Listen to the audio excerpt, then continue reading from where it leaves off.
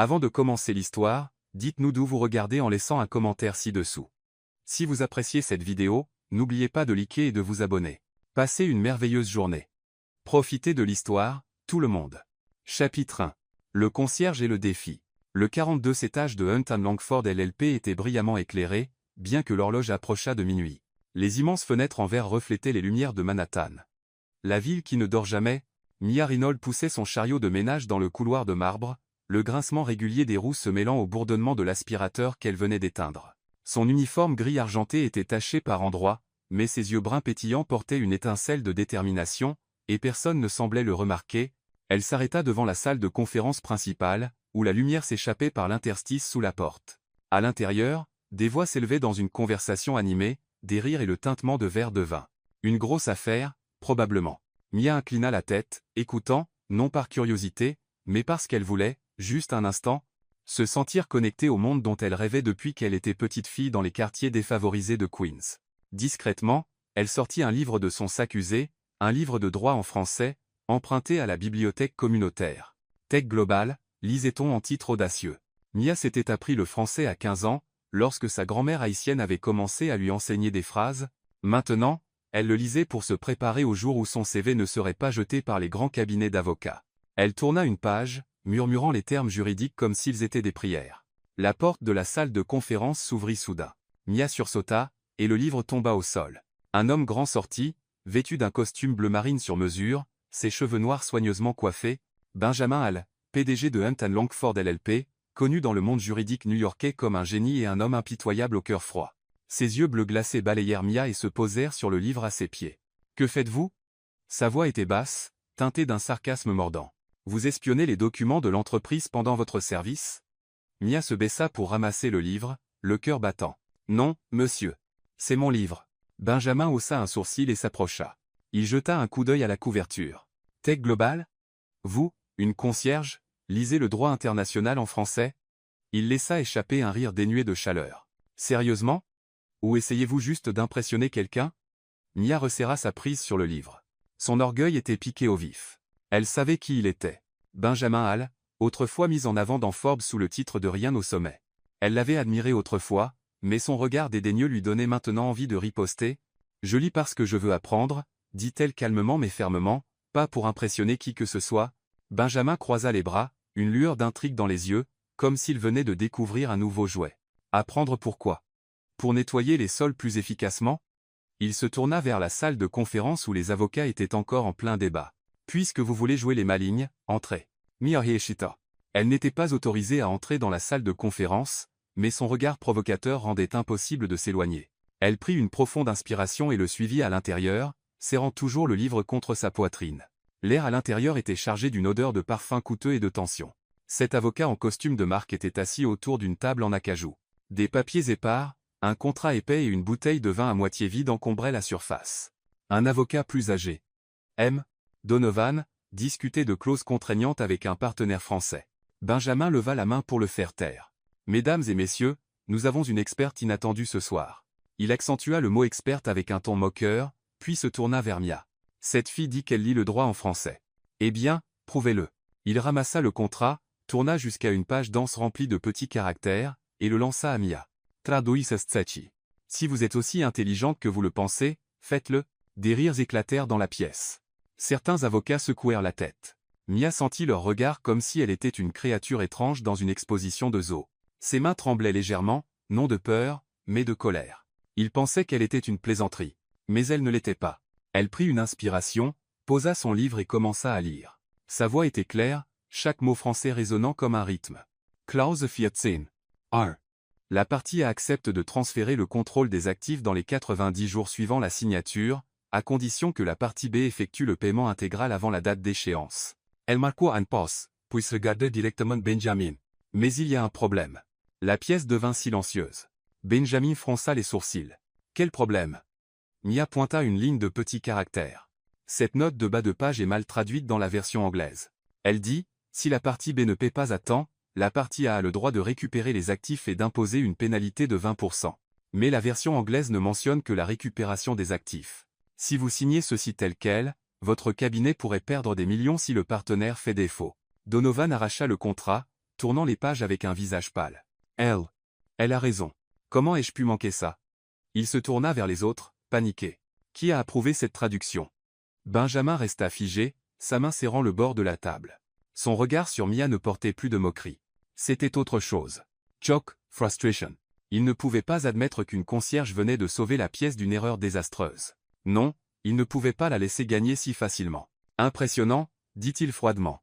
Mais ne pensez pas que vous pouvez entrer ici et vous comporter en supérieur. Retournez nettoyer, jeune fille. Mia ne bougea pas. Elle croisa son regard, sa voix basse mais tranchante. Je ne suis pas venue ici pour me sentir supérieure. Vous m'avez fait entrer. Si vous ne voulez pas entendre la vérité, ne me défiez pas la prochaine fois. Elle tourna les talons et poussa son chariot de ménage dehors, laissant derrière elle une salle de conférence lourde d'un silence gênant. Benjamin la regarda partir, son cœur battant plus vite que d'habitude. Il n'avait pas ressenti cela depuis des années. Défié, exposé par quelqu'un qui n'avait rien d'autre que sa fierté. Un éclair de souvenir traversa son esprit.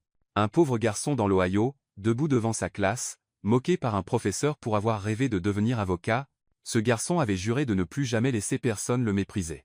Mais maintenant, au sommet, Benjamin et il se demandaient, était-il devenu exactement le genre d'homme qu'il avait autrefois humilié? Chapitre 2. Le passé oublié. La lueur tamisée de l'écran d'ordinateur projetait des ombres nettes sur le visage de Benjamin Hall, soulignant chaque angle ciselé. Son bureau d'angle aux 42 étages de Hunt & Langford LLP était silencieux, hormis le cliquetis des touches et un soupir occasionnel s'échappant de ses lèvres. L'horloge murale indiquait 2 heures du matin. Mais le sommeil n'avait jamais été son ami, pas depuis qu'il était garçon dans l'Ohio, travaillant à temps partiel dans une épicerie pour pouvoir s'acheter des manuels scolaires. Sur l'écran, un email des ressources humaines avec un fichier joint, le dossier personnel de Mia Reynolds. Benjamin l'avait demandé juste après l'incident dans la salle de conférence la veille au soir. Il ne pouvait pas vraiment expliquer pourquoi. Peut-être était-ce de la curiosité, ou peut-être était-ce le regard défiant de cette concierge qui persistait dans ses pensées. Mia Reynolds, murmura-t-il, parcourant le texte. 25 ans, diplômé avec mention en droit du Queensborough Community College. Pas d'école de droit prestigieuse, pas de recommandations éclatantes de professeurs renommés, juste une longue liste de petits boulots. Serveuse de dîner, tutrice de français, personnel d'entretien. Il fronça les sourcils. Queensborough, un collège communautaire. Comment quelqu'un comme elle pouvait-il lire des contrats juridiques internationaux et repérer une erreur que toute son équipe juridique avait manquée? Il fit défiler jusqu'à la section des notes. Nominé pour une bourse complète à la New York University School of Law, mais décliné pour des raisons personnelles. Benjamin s'arrêta, les doigts suspendus au-dessus du clavier. Décliné NUCREU. Personne ne refuse une telle opportunité à moins que. Il ouvrit un nouvel onglet et chercha Mia sur les réseaux sociaux. Ses profils étaient presque vides, sauf quelques publications sur des compétitions de procès fictifs et une photo avec une femme plus âgée, probablement sa mère. La légende disait « Merci, maman, de toujours avoir cru en moi ». Une douleur sourde serra la poitrine de Benjamin, comme une vieille cicatrice qu'on touche. Il pensa à sa propre mère, qui travaillait autrefois à double shift pour payer ses frais de scolarité. Il ne l'avait pas revue depuis le jour de son décès, juste avant sa remise de diplôme de Yale Law. Il ferma l'ordinateur portable et se renversa dans son fauteuil en cuir. Mia Reynolds lui rappelait lui-même, ou plutôt la personne qu'il était autrefois, un enfant pauvre avec rien d'autre que du talent et de la détermination, mais il avait enterré ce passé, construit une nouvelle identité. Benjamin Hall, PDG, génie, un homme qui ne laissait personne le mépriser. Alors pourquoi cette fille le faisait-elle se sentir si exposée? Le lendemain matin, Mia se tenait devant le bureau des ressources humaines, les doigts serrés autour de la sangle de son sac. On l'avait convoquée pour avoir dépassé les limites, une phrase qui donnait l'impression qu'elle avait commis un crime grave. Mais elle connaissait la vraie raison. Benjamin Hall. Cet homme ne pouvait pas supporter qu'une concierge ait stupéfié une salle entière d'avocats. Elle prit une inspiration et poussa la porte. À l'intérieur, une femme d'âge moyen, Madame Ellis, la directrice des ressources humaines, était assise derrière un bureau. Benjamin se tenait près de la fenêtre, le dos tourné, la lumière du soleil projetant sa silhouette comme une statue de marbre. Mademoiselle Reynolds, commença Madame Ellis d'un ton ferme. Vous êtes intervenue dans une réunion de haut niveau sans autorisation. Savez-vous que cela pourrait entraîner un licenciement? Mia sentit une chaleur monter à son visage. Je n'ai pas intervenu, dit-elle, la voix calme et inébranlable. On m'a demandé de traduire le contrat. Si j'avais refusé, vous m'accuseriez probablement de non-conformité. Madame Ellis fronça les sourcils, jetant un regard à Benjamin pour guidance. Il se tourna, ses yeux bleus glacés balayant Mia. Vous êtes très douée pour trouver des excuses, Mademoiselle Reynolds, mais vous n'avez pas votre place dans cette pièce. Vous êtes concierge, pas avocate. Mia serra les poings, ses ongles s'enfonçant dans ses paumes. Elle avait envie de crier, de parler des nuits blanches passées à étudier le droit, des lettres de refus, de sa mère allongée dans un lit d'hôpital avec des factures qui s'accumulaient, mais elle ne le fit pas. Elle ne voulait pas de leur pitié, surtout pas de la sienne. « Je n'ai pas demandé à être dans cette pièce, » dit-elle, croisant le regard de Benjamin. « Vous m'y avez traîné juste pour vous moquer de moi. Si vous voulez me punir pour avoir fait ce qui est juste, allez-y. » La pièce devint silencieuse. Madame Ellis s'éclaircit la gorge, visiblement peu habituée à ce qu'un employé subalterne parle ainsi. Benjamin resta immobile. Mais quelque chose vacilla dans ses yeux. Pas de la colère, mais de la curiosité. Cette fille n'avait pas peur de lui. Elle ne s'excusait pas, ne baissait pas la tête. Elle lui rappelait un jeune Benjamin face à un professeur qui se moquait de ses rêves et répondant avec un essai brillant. « Avez-vous terminé » demanda-t-il, la voix basse et tranchante. « Non » répondit Mia. « Si ce cabinet ne veut pas entendre la vérité d'une concierge, alors peut être que le problème, ce n'est pas moi. » Elle se tourna pour partir, mais la voix de Benjamin l'arrêta. « Attendes » Mia s'arrêta, sans se retourner. Elle entendit ses pas derrière elle, son souffle frôlant sa nuque. « Vous êtes très sûre de vous, mademoiselle Reynolds, dit-il presque dans un murmure. Mais la confiance seule ne vous gardera pas ici. Vous devrez prouver que vous êtes plus qu'une simple personne qui sait lire le français. » Mia se tourna pour lui faire face. « Je ne suis pas ici pour prouver quoi que ce soit à vous. Je suis ici pour me le prouver à moi-même. » Elle sortit, laissant Benjamin là, les poings serrés sur les côtés. Ce soir-là, Benjamin était assis seul dans son bureau, la bouteille de whisky sur son bureau à moitié vide. Il ne buvait pas pour s'enivrer. Il buvait pour oublier. Mais l'image de Mia Reynolds revenait sans cesse. Ses yeux inébranlables, sa voix stable. Il rouvrit son dossier et lut plus attentivement. Une petite note en bas l'arrêta net. Raison du refus de la bourse NUCREU. Prendre soin de sa mère gravement malade. Il ferma les yeux. Le souvenir le frappa comme une vague. À 18 ans, sa mère était tombée malade, mais il avait choisi elle plutôt que de rester avec elle. Cette décision l'avait mené au sommet, mais elle lui avait aussi coûté la chance de lui dire adieu. Mia avait fait un choix différent. Elle avait abandonné son rêve pour être avec quelqu'un qu'elle aimait. Aurait-il eu le courage de faire cela? Il décrocha le téléphone et appela son assistant. Trouvez plus d'informations sur Mia Reynolds. Tout, famille, finances, tout ce que vous pouvez. Il raccrocha et regarda par la fenêtre. Manhattan scintillait sous les lumières de la ville, mais pour la première fois depuis des années, Benjamin ressentit son vide. Mia Reynolds était plus qu'une concierge. Elle était un rappel de qui il était autrefois et de qui il avait enterré. Mais il n'était pas prêt à l'admettre. Passenkole. Chapitre 3. Barrières invisibles. L'appartement minuscule à Queens sentait le désinfectant et le café brûlé. Mia Reynolds posa un plateau de nourriture à côté du lit de sa mère où Lena était allongée, respirant faiblement. « Essaie de manger un peu de porridge, maman, » dit Mia, forçant un sourire. Lena, ses cheveux argentés emmêlés sur l'oreiller, secoua la tête. « Tu devrais te reposer, Mia. Je t'ai vu travailler toute la nuit. » Mia ne répondit pas. Elle ne pouvait pas dire à sa mère que le service de nettoyage de nuit chez Hunton Langford LLP était le seul moyen de payer le loyer et les factures d'hôpital. Cet appartement exigu aux murs écaillés était partagé avec 2 colocataires. Un chef cuisinier et une étudiante en soins infirmiers. Chaque mois, Mia comptait chaque dollar, tiraillée entre acheter les médicaments de sa mère ou rembourser ses dettes de scolarité, mais elle ne se plaignait jamais. Se plaindre ne changerait rien. Elle s'assit sur une vieille chaise en bois et ouvrit son ordinateur portable. L'écran affichait un email de Hunton Langford datant de 6 mois. « Merci pour votre candidature. Nous avons sélectionné un candidat plus approprié. » Mia avait postulé 3 fois, pour un stage, un poste d'assistante juridique, même en tant que secrétaire. Chaque fois, la réponse était la même. Sans relation, sans diplôme d'une université prestigieuse, son CV n'était qu'une feuille de papier ignorée, pourtant, elle continuait de postuler. Hunton Langford était son rêve, un cabinet où les meilleurs avocats se battaient pour la justice. Du moins, c'est ce qu'elle croyait autrefois. Elle ferma l'ordinateur et regarda par la fenêtre. Queens était un flou de bâtiments gris et de klaxons de voitures. Elle repensait à ses jours au Queensborough Community College, restant éveillée tard pour étudier le droit international, rêvant de se tenir un jour dans une salle de réunion, débattant avec des partenaires de haut vol, mais la réalité lui avait appris que les rêves n'étaient pas faits pour les filles comme elle. Une fille haïtiano-américaine des quartiers défavorisés sans personne pour lui ouvrir les portes. Chez Hunton Langford LLP, Benjamin était assis dans son bureau, regardant à travers la paroi vitrée le scintillant Manhattan. Mais son esprit était ailleurs. Mia Reynolds, la fille aux yeux indomptables, avait pris résidence dans ses pensées. Le rapport de son assistant ce matin-là n'avait fait qu'aggraver les choses. Mia vivait dans une pension délabrée, s'occupait d'une mère atteinte d'une maladie cardiaque et travaillait à 3 emplois pour joindre les 2 bouts. Non seulement elle avait refusé la bourse NIU, mais elle avait également remporté un concours national de droit constitutionnel en 2e année. Alors pourquoi nettoyait-elle les sols ici? Benjamin serra plus fort son stylo alors que les souvenirs revenaient. Il se souvenait d'avoir travaillé dans une épicerie, moqué par les clients pour porter des vêtements déchirés, il avait juré de ne plus jamais être méprisé, et il avait tenu cette promesse. Mais à quel prix?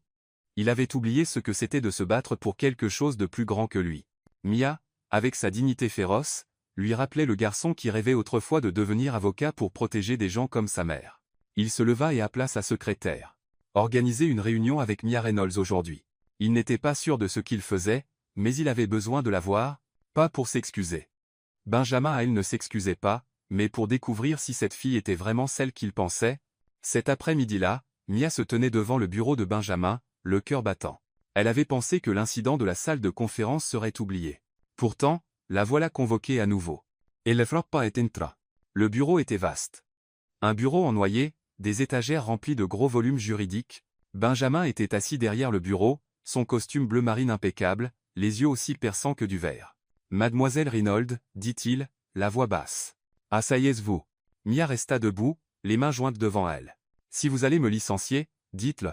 Je n'ai pas besoin de politesse. » Benjamin haussa un sourcil, une lueur de sourire jouant sur ses lèvres. « Vous licencier?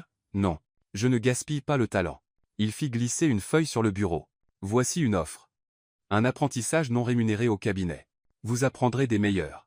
Vous aurez une chance de faire vos preuves. » Mia regarda le papier, son cœur se tordant. C'était l'opportunité dont elle avait rêvé. Un pied dans la porte chez Hunton Langford. Mais le mot non rémunéré coupa comme une lame. Elle travaillait 6 heures par jour juste pour garder sa mère en vie. Non rémunéré signifiait perdre son logement, tout perdre. Et la manière dont il le disait, comme s'il lui accordait une faveur, semblait une insulte. Elle repoussa le papier. « Merci, mais je ne l'accepte pas. » Benjamin cligna des yeux, visiblement peu habitué au refus. « Vous refusez quelque chose que des centaines de candidats supplieraient d'avoir. Comprenez-vous ce que c'est? » « Je comprends, » dit Mia fermement. « Mais je n'ai pas besoin de charité de quelqu'un qui ne pense pas que je le mérite. Si vous pensez que je ne vaux que travailler gratuitement, alors vous n'êtes pas différent de ceux qui jettent mon CV. » Un silence tomba. Benjamin la regarda, ses yeux n'étaient plus froids, mais emplis d'autre chose, de la surprise. Être même du respect. Cette fille n'était pas seulement intelligente. Elle avait une estime de soi qu'il voyait rarement dans le monde juridique. Il se leva et s'approcha d'elle, sa voix plus douce. « Vous pensez que je ne crois pas en vous? Alors pourquoi suis-je ici à parler à une concierge au lieu de conclure une affaire de plusieurs millions de dollars? » Mia ne broncha pas, bien que son cœur battait la chamade, « Parce que vous êtes curieux, mais la curiosité n'est pas une croyance. Je ne vous déteste pas, monsieur Hall. Je déteste juste devoir supplier des gens qui n'ont jamais vu ma valeur en premier lieu. » Benjamin resta immobile, les mains serrées dans les poches. Ces mots frappèrent comme un coup de poing, ravivant des souvenirs de professeur Hayal qu'il avait rejetés parce qu'il venait de rien. Il voulait dire quelque chose, lui dire qu'il comprenait, qu'il était autrefois comme elle, mais il ne pouvait pas. Pas Benjamin Hall. Pas l'homme qui n'admettait jamais de faiblesse. « Vous êtes très déterminée, mademoiselle Reynolds, dit-il enfin. Mais la détermination ne paie pas les factures. Réfléchissez-y. Les opportunités comme celle-ci ne se présentent pas 2 fois. » Mia croisa son regard sans ciller. « Je n'ai pas besoin d'opportunité de quelqu'un qui ne me respecte pas. Je trouverai mon propre chemin. » Elle se tourna et sortit, laissant Benjamin derrière, ressentant pour la première fois depuis des années comme s'il venait de perdre une bataille. Ce soir-là, Mia s'assit à côté de sa mère, lisant un livre de droit sous une lumière tamisée. Lena prit sa main, la voix faible. « Tu n'as pas à tout faire seule, Mia. Je crois que tu y arriveras. » Mia sourit, mais son cœur était lourd. Elle avait refusé Benjamin Hall, mais avait-elle la force de continuer? Dans son bureau au 42 étages, Benjamin regardait la lettre d'offre, faisant tourner un stylo argenté entre ses doigts. Mia Reynolds n'était pas juste une concierge. Elle était un rappel de la partie de lui-même qu'il avait enterrée il y a longtemps, la partie qui avait autrefois rejeté la pitié pour protéger sa fierté, et pour la première fois, il se demanda, pourrait-il réapprendre cela d'elle? Chapitre 4. Le moment où elle a pris la parole. Le 42 étage de Hunton Langford LLP était baigné d'une lumière blanche éclatante provenant des panneaux LED élégants au-dessus. Mia Reynolds poussait son chariot de ménage dans le couloir, le chiffon dans sa main glissant sur la paroi vitrée de la salle de conférence principale. Elle travaillait en silence comme un fantôme, mais ses oreilles étaient toujours à l'écoute, non par curiosité, mais parce que les débats juridiques et les transactions de plusieurs millions de dollars qui résonnaient dans ses pièces étaient ce qu'elle avait de plus proche de son rêve de devenir avocate. Aujourd'hui, la salle de conférence était plus bondée que d'habitude. À travers la porte légèrement entr'ouverte, Mia entendit la voix de M. Donovan, un avocat senior aux cheveux argentés et au ton suffisant. Il présentait à un groupe de partenaires français, sa voix pleine de confiance. La clause 9. 3 du contrat garantit que les parties partagent le risque financier équitablement, dit-il, citant la traduction anglaise. Mia s'arrêta en plein essuyage, une lueur d'inquiétude montant dans sa poitrine. Elle avait lu des dispositions similaires dans ses manuels de droit international, et l'expression partage de risque n'était pas aussi simple que Donovan le pensait. Elle recula et vérifia sa montre. Son service était presque terminé, mais elle ne pouvait pas partir. Si Donovan avait mal traduit la clause, le cabinet pourrait perdre des millions ou, pire, sa crédibilité auprès des clients internationaux. Sortant son téléphone, elle rédigea rapidement un email à Benjamin Hall. Elle n'était pas sûre qu'il le lirait après leur confrontation de la semaine dernière. Il la voyait probablement comme une source d'ennui, mais elle devait essayer. « Monsieur Hall », écrivit-elle, « j'ai entendu par hasard les remarques de M. Donovan sur la clause 9. 5. La traduction anglaise est incorrecte. Dans le texte original en français, l'expression partage de risque indique que la partie A supporte l'entière responsabilité si les conditions de liquidité ne sont pas remplies. Veuillez vérifier avant de signer. Elle joignit un extrait du contrat original et appuya sur envoyer, son cœur battant. Ce n'était pas son travail, mais elle ne pouvait pas rester silencieuse quand elle connaissait la vérité.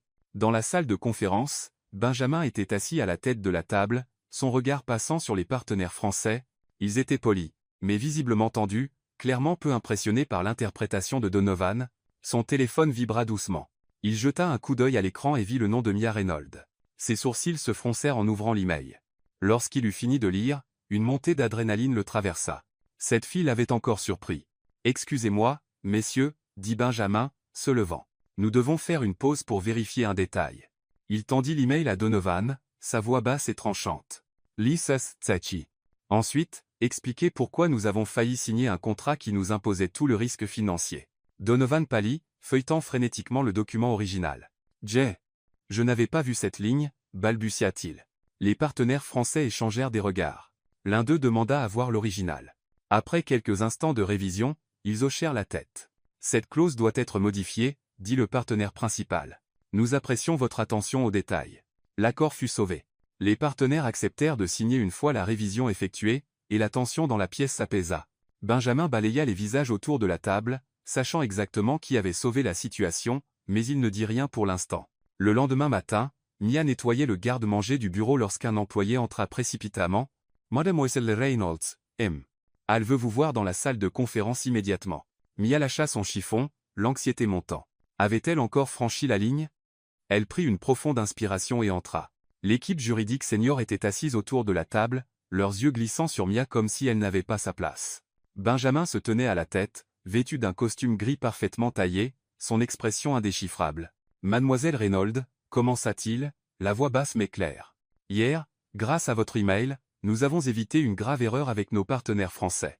Un accord de 50 millions de dollars a été sécurisé. Au nom du cabinet, je vous remercie. » La pièce devint silencieuse. Le visage de Mia rougit, non de fierté, mais des regards des autres. Quelqu'un toussa.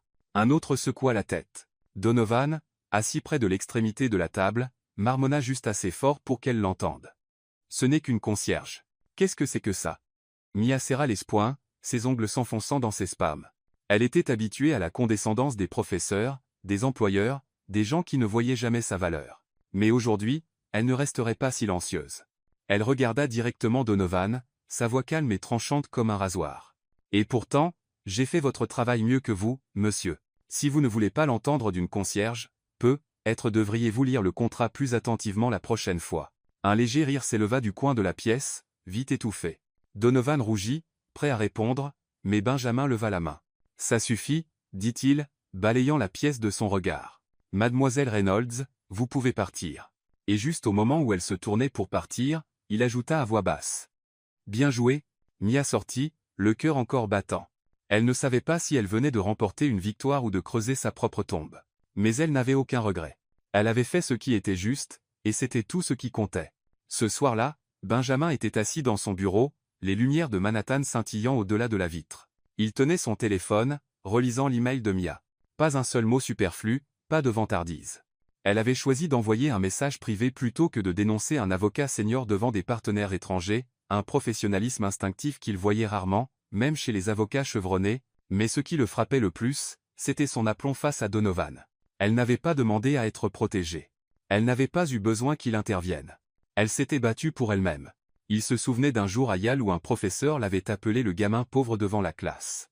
Il avait répondu avec un essai brillant, mais au fond, il avait toujours ressenti le besoin de faire ses preuves. Mia n'était pas comme ça. Elle n'agissait pas pour gagner une validation. Elle agissait parce qu'elle croyait que c'était juste. Il ouvrit son ordinateur portable et tapa un email à la directrice des ressources humaines.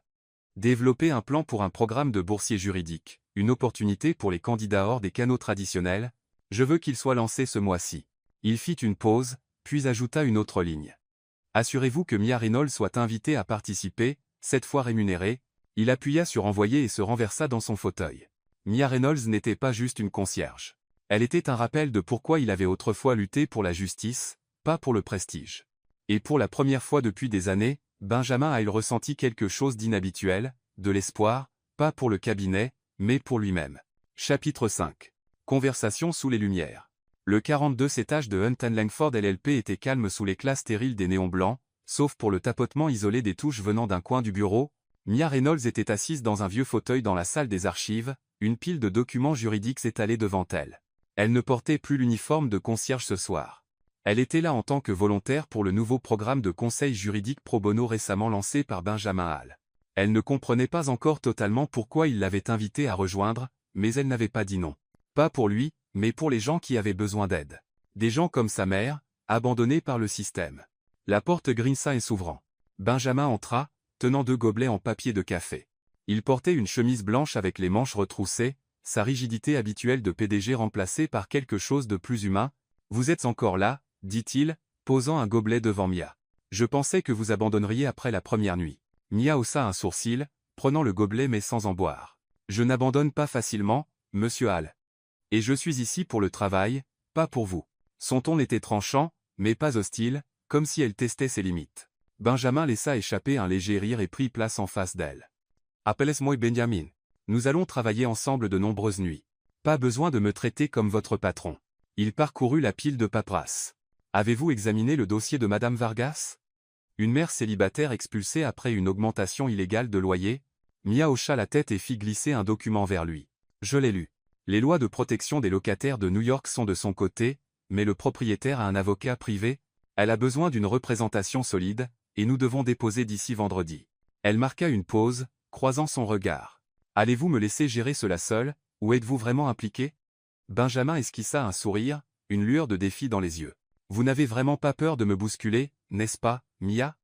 Il ramassa le document et le parcourut. « D'accord, nous le ferons ensemble, mais ne vous attendez pas à ce que je sois indulgent juste parce que vous êtes volontaire. » Ils se mirent au travail. Une tension persistait entre eux, mais elle crépitait d'énergie. Mia décomposait les clauses juridiques. Benjamin contre-attaquait avec des questions difficiles. Il débattait de chaque détail. Mia était impressionnée par la rapidité avec laquelle il absorbait des informations complexes, mais elle remarqua aussi le mur qu'il maintenait, comme s'il retenait toujours quelque chose. Quand l'horloge sonna minuit, ils firent une pause.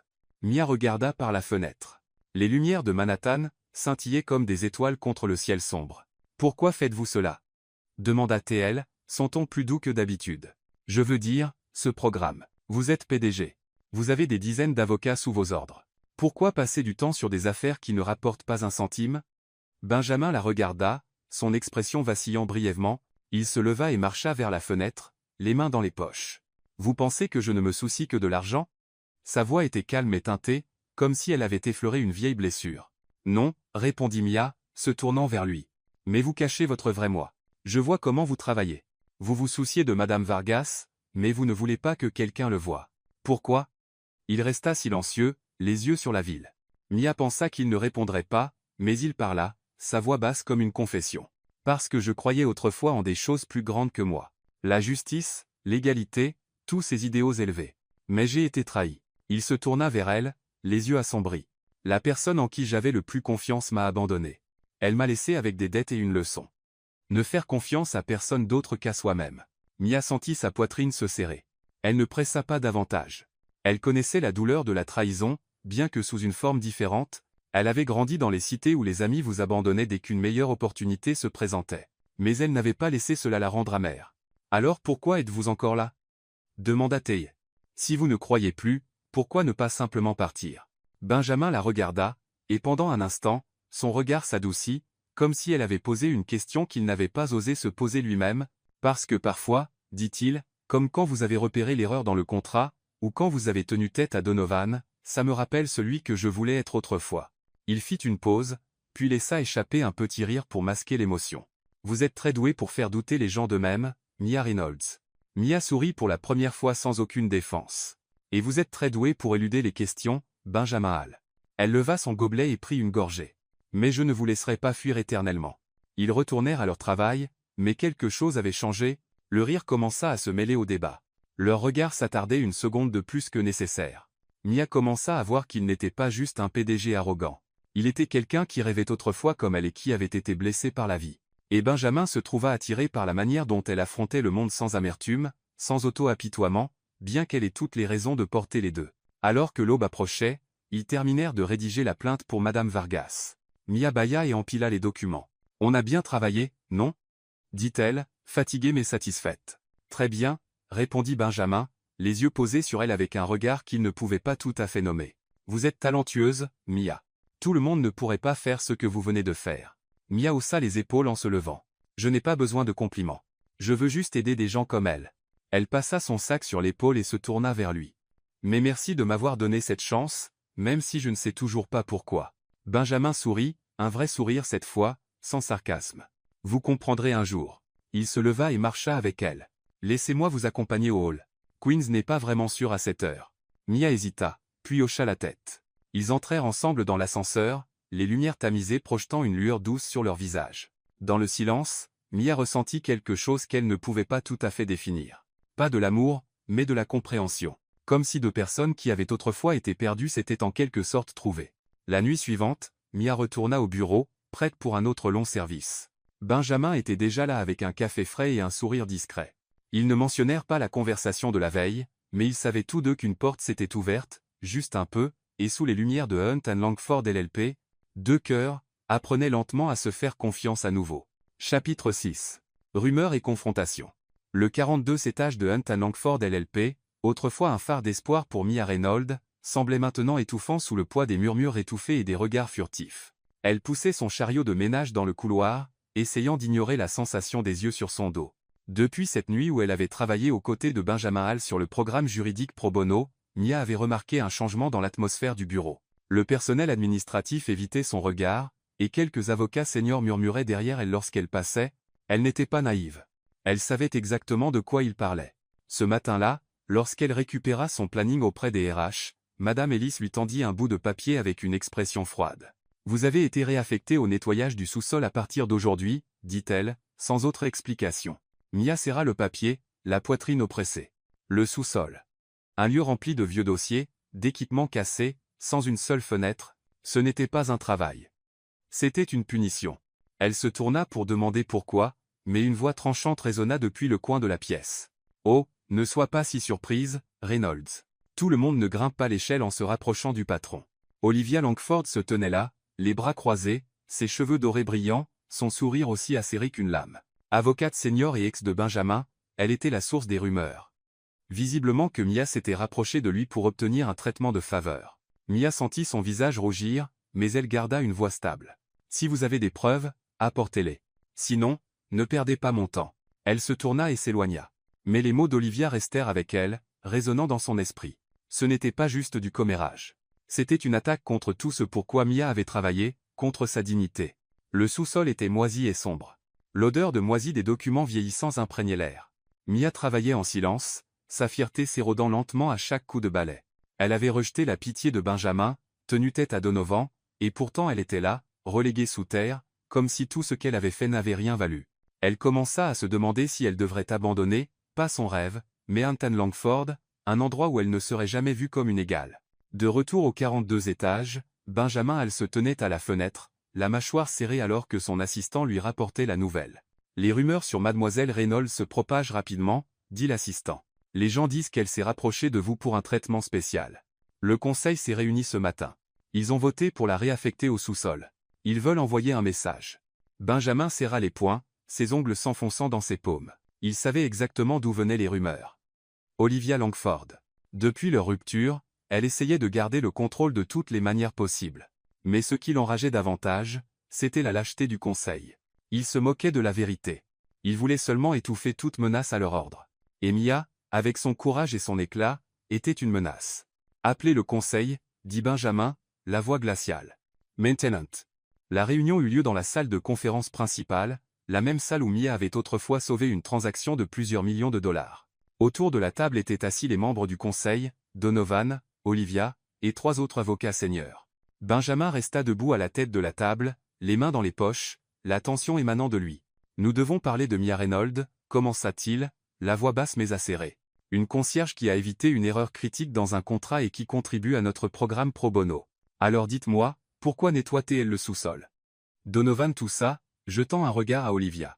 Monsieur Hall, il y a des rumeurs de comportement inapproprié. Nous ne pouvons pas permettre à une employée subalterne de ternir la réputation du cabinet. Des rumeurs?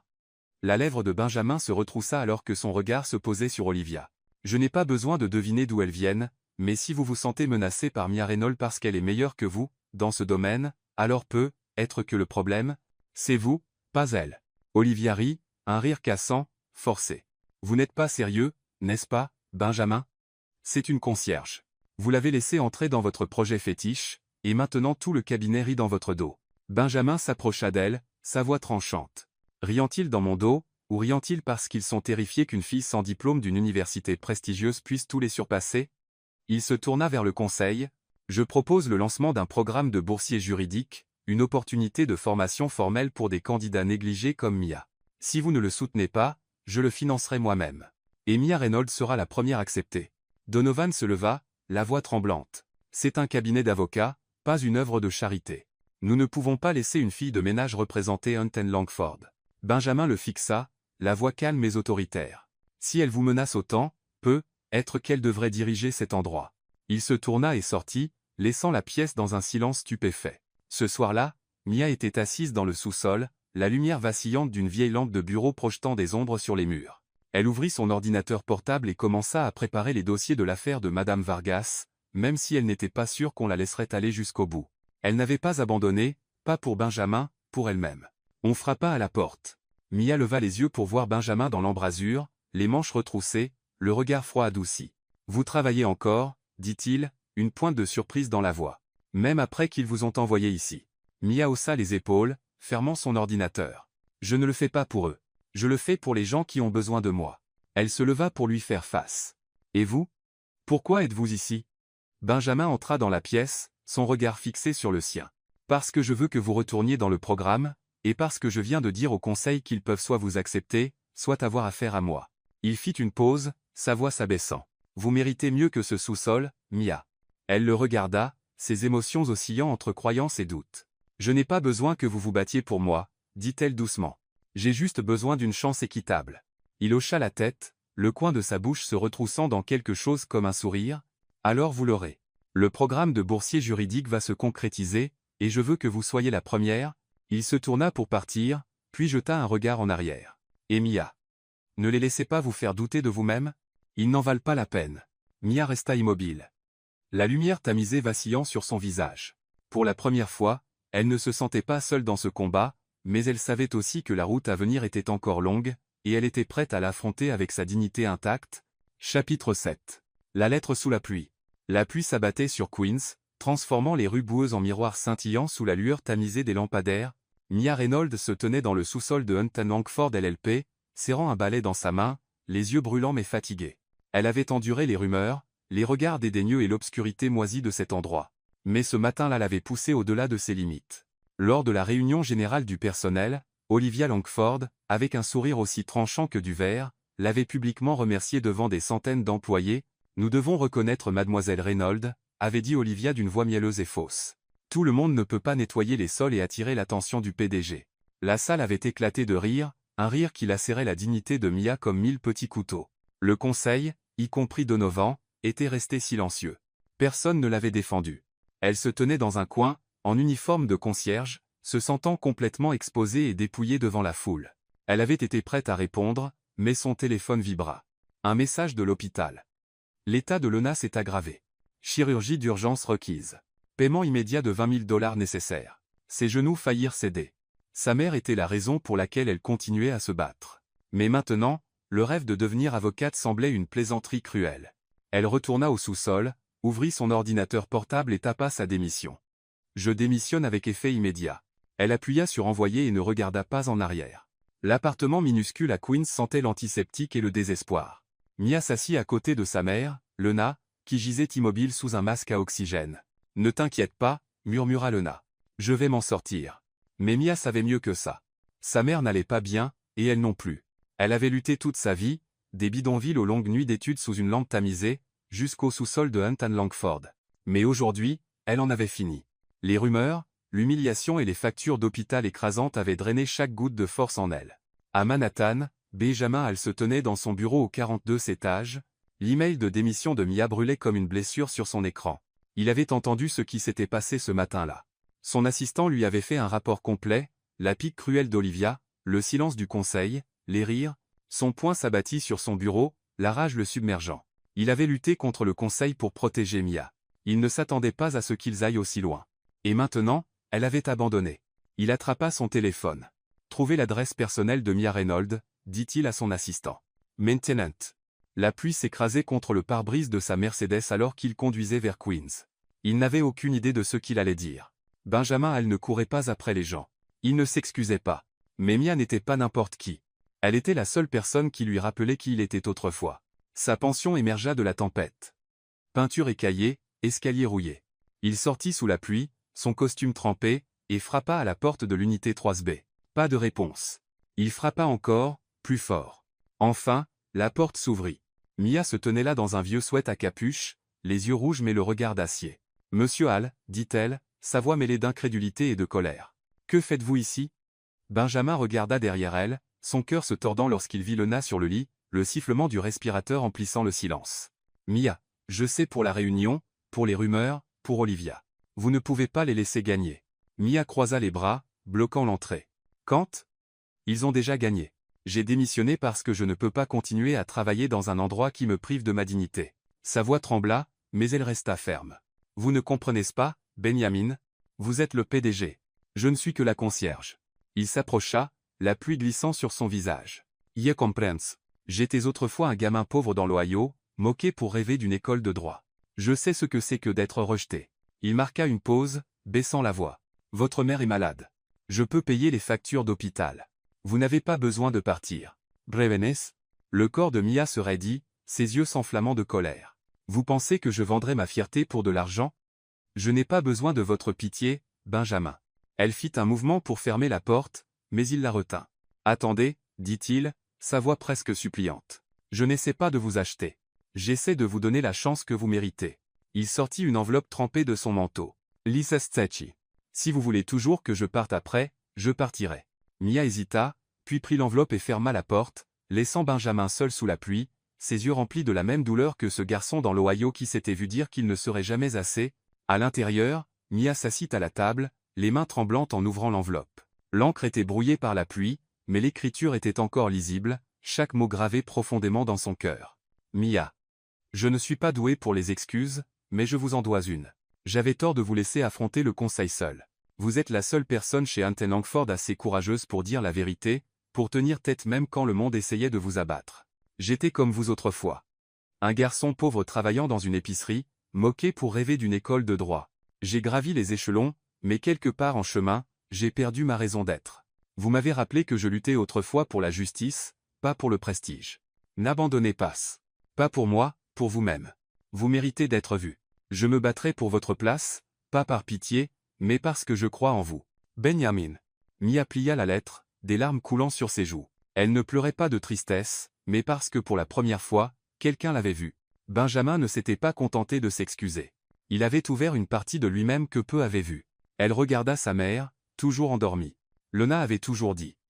Ne laisse pas le monde te faire douter de toi-même. Mia essuya ses larmes, serrant la lettre contre sa poitrine. Elle était tiraillée. Pas à cause de l'argent, pas à cause de l'offre, mais parce qu'en Benjamin, elle voyait quelqu'un qui avait autrefois perdu son chemin, tout comme elle, et qui essayait maintenant de le retrouver. La pluie tombait encore dehors, mais dans le cœur de Mia, pour la première fois depuis longtemps, une lueur d'espoir s'agitait. Chapitre 8. L'avocate sans nom. Le tribunal du logement de Manhattan était calme sous la lueur tamisée de la lumière matinale. Les pas résonnaient sur les sols de pierre usée, se mêlant au murmure des locataires anxieux attendant leurs audiences. Mia Reynolds se tenait devant un miroir fissuré dans les toilettes pour femmes, ajustant une veste empruntée à sa colocataire. Ce n'était pas un costume d'avocat coûteux, mais elle n'avait pas besoin de sophistication aujourd'hui. Elle était là pour aider Rosa Vargas, une mère célibataire luttant contre une expulsion illégale. Mia serra le dossier dans sa main, et prit une profonde inspiration.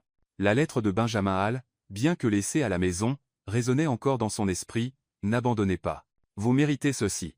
Depuis sa démission de Hunton Langford LLP, Mia avait passé 3 jours à préparer cette affaire. Elle ne le faisait pas pour l'argent, Madame Vargas n'avait rien à donner. Elle le faisait parce que c'était juste. Parce que les mots de Benjamin avaient rallumé quelque chose en elle. Elle avait étudié les lois de protection des locataires de New York, coaché Madame Vargas sur la manière de se présenter au tribunal, et préparé chaque document de soutien. Aujourd'hui, Madame Vargas se représenterait elle-même pro-se, mais Mia serait à ses côtés, lui tendant des papiers, murmurant des conseils. Elle entra dans la salle d'audience avec des yeux stables, bien que son cœur battait fort.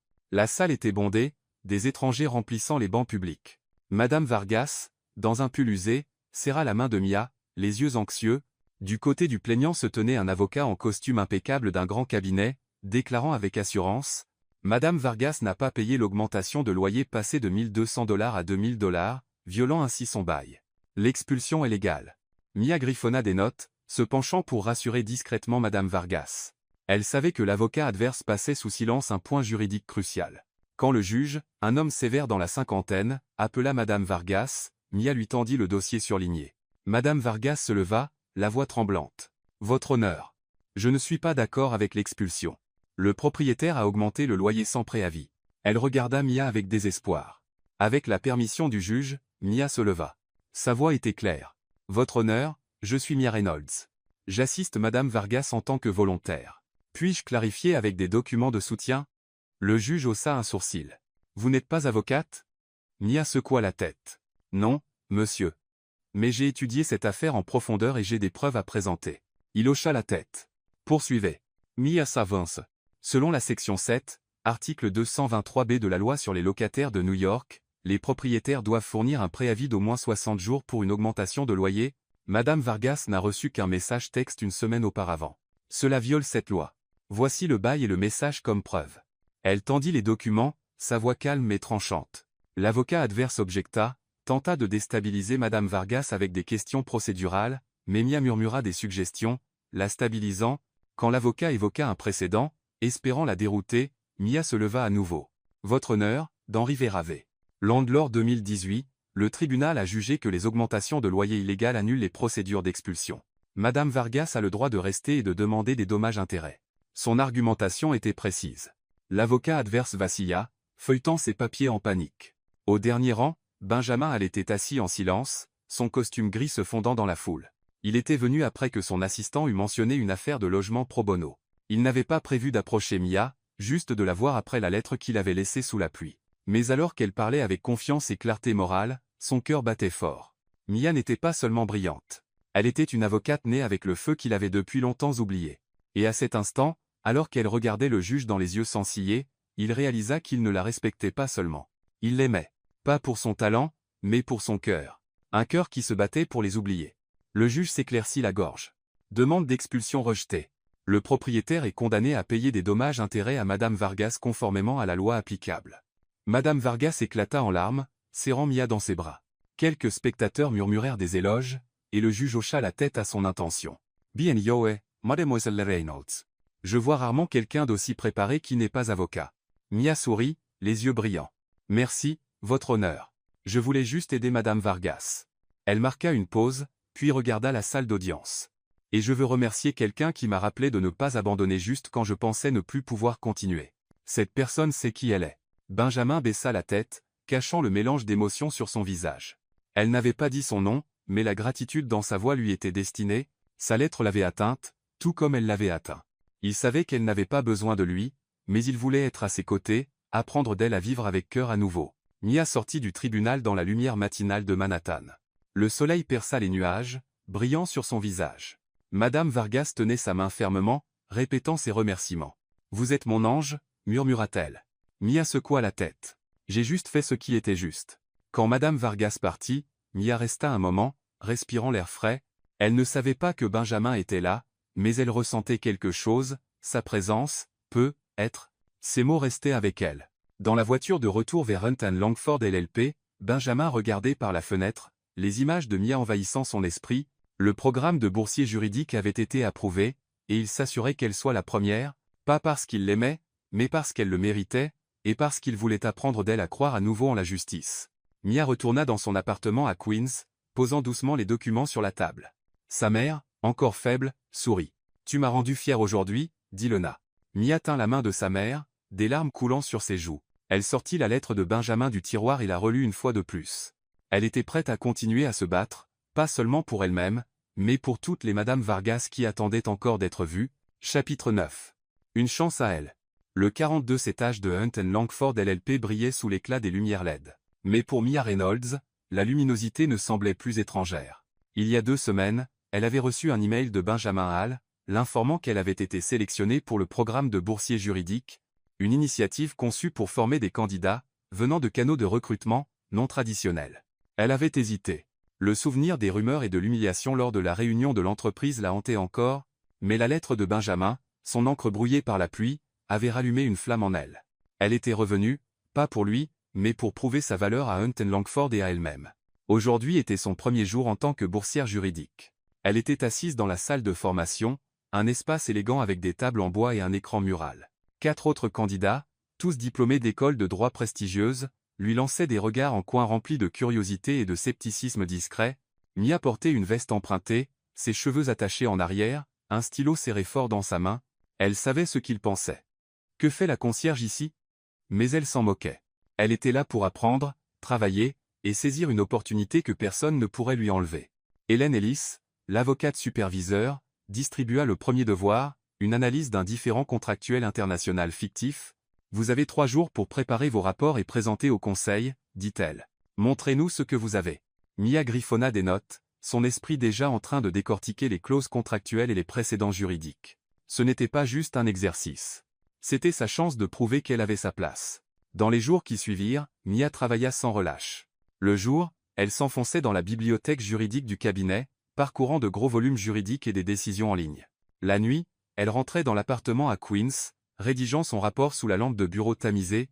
Sa mère, Lena, encore faible après l'opération, lui souriait depuis le lit. « Tu me rends fière » murmura-t-elle. Mia tenait sa main, le cœur lourd du poids des factures impayées. Mais la semaine dernière, quelque chose d'étrange s'était produit. L'hôpital avait appelé pour l'informer que tous les coûts de l'opération et du traitement de Lena avaient été entièrement couverts par un donateur anonyme. Mia soupçonnait Benjamin, mais elle ne demanda pas. Son orgueil ne le permettait pas. Ce qu'elle ne savait pas, c'est que Benjamin, depuis son bureau au 42 étage, avait tout arrangé discrètement. Après qu'elle l'eut rejeté sous la pluie, il comprit qu'elle n'accepterait jamais la charité, mais il ne pouvait supporter de la voir tout porter seule. Il contacta l'hôpital par le biais de la fondation caritative du cabinet et demanda que son identité reste cachée. « Elle n'a pas besoin de savoir, » dit-il à son assistant. « Assurez-vous simplement que sa mère obtienne ce dont elle a besoin. » Il ne l'avait pas fait pour la conquérir. Il l'avait fait parce qu'il croyait qu'elle méritait la liberté de poursuivre ses rêves sans être écrasée par le poids de la survie. Benjamin observait de loin, lisant les rapports hebdomadaires d'Ellis. Mia posait les questions les plus pointues, repérait une faille dans une clause que les autres avaient manquée, et travaillait avec un niveau de concentration qui laissait Hélène Ellis stupéfaite. Benjamin était fier, mais c'était plus que cela. Il ne voulait pas seulement qu'elle réussisse. Il voulait être près d'elle, apprendre de la résilience et du cœur qu'elle portait comme une armure. Le jour de la présentation arriva rapidement. Mia se tenait dans la salle de conférence principale du cabinet, l'endroit même où elle avait été humiliée par Olivia Langford. Le conseil, Donovan, Olivia, et 3 avocats seniors, étaient assis autour de la table, leurs expressions fraîches et évaluatrices. Benjamin était assis à la tête, costume bleu marine impeccable, yeux indéchiffrables mais discrètement expectants. Mia fut la dernière à présenter. Elle prit une inspiration et s'avança, rapport en main. « Mesdames et messieurs, ce cas hypothétique concerne un différend contractuel international relatif aux termes de compensation. La clause 12. 4 impose une pénalité de 20% pour les retards de livraison par la partie A. Cependant, cela contredit l'article 74 de la CISG, qui exige des limitations raisonnables sur les dommages-intérêts. Elle cita des statuts, disséqua des précédents, et proposa des amendements clairs. Sa voix était stable, précise. Olivia croisa les bras, cherchant des failles, mais Mia avait anticipé chaque question. Je recommande de renégocier la clause 12. 4 pour l'aligner sur les normes internationales et protéger les intérêts de l'entreprise. Elle conclut, croisant les yeux du conseil. Un silence tomba. Hélène Ellis hocha la tête, griffonnant des notes. Donovan murmura, impressionnant pour quelqu'un sans formation juridique formelle. Olivia ricana doucement, mais ne dit rien. Benjamin se leva, les yeux fixés sur Mia. Mademoiselle Reynolds, dit-il, votre rapport sera examiné pour inclusion dans des travaux de cas réels. Bien joué. Mia sortit de la pièce, son cœur battant. Elle avait tenu bon face aux mêmes personnes qui l'avaient autrefois rejetée. Mais en retournant à la salle de formation, son téléphone sonna. Mademoiselle Reynolds, nous appelons pour confirmer que la prochaine phase du traitement de votre mère a également été entièrement payée par le même donateur anonyme. Mia serra le téléphone, ses pensées tourbillonnant. Elle savait que c'était Benjamin. Personne d'autre n'avait le motif ou le cœur. Elle voulait lui confronter, mais au fond, elle ressentait aussi la sincérité derrière cela. Cet après-midi-là, Benjamin appela Mia dans son bureau. Elle entra pour le trouver debout près de son bureau, tenant une petite carte. La lumière du soleil traversait les fenêtres, projetant une lueur sur son expression stable. « C'est pour vous, dit-il, lui tendant la carte. Votre carte d'identité officielle de boursière juridique. Ce n'est pas un cadeau de ma part, Mia. C'est quelque chose que vous avez gagné. » Elle prit la carte, ses doigts traçant les mots en relief. Mia Reynolds, boursière juridique. Les larmes menacèrent, mais, elle les retint. « Merci, Benjamin, dit-elle, la voix ferme. Mais je sais pour l'hôpital. Pourquoi l'avez-vous fait sans me le dire ?» Il cligna des yeux, surpris qu'elle l'ait découvert. Il s'approcha, la voix basse. « Parce que je savais que vous ne l'accepteriez jamais, mais je ne pouvais pas vous laisser tout porter seul. Je ne l'ai pas fait par pitié. Je l'ai fait parce que je crois en vous, et je voulais que vous ayez la chance de vous battre selon vos propres termes. » Mia le regarda, tiraillée entre la colère et la gratitude. Elle inspira profondément. « Je ne vous décevrai pas, mais je dois être clair. Je traccerai mon propre chemin. Je n'ai besoin de personne pour me guider. Pas même vous. » Benjamin sourit sincèrement. « Je n'en doute pas. Mais si vous me le permettez, j'aimerais marcher à vos côtés. Pas pour guider, mais pour voir jusqu'où vous irez. » Ses yeux rencontrèrent les siens, emplis d'admiration et de quelque chose de plus profond. Mia hocha la tête, puis se tourna pour partir. La carte serrait fort dans sa main comme une promesse. Elle n'était plus la fille qui nettoyait les sols. Elle était Mia Reynolds, boursière juridique, et elle prouverait sa valeur. Ce soir-là, Mia s'assit à côté de sa mère, racontant la journée. Lena tenait sa main, ses yeux brillants. « Tu me rends fière, » murmura-t-elle. Mia sourit à travers ses larmes. Elle pensait à Benjamin non pas seulement comme l'homme qui avait ouvert une porte, mais comme quelqu'un qui croyait en elle quand elle ne le pouvait plus. Elle ressentait une connexion maintenant, comme si deux cœurs autrefois perdus trouvaient enfin leur chemin l'un vers l'autre. Chapitre 10. Le contrat de deux cœurs.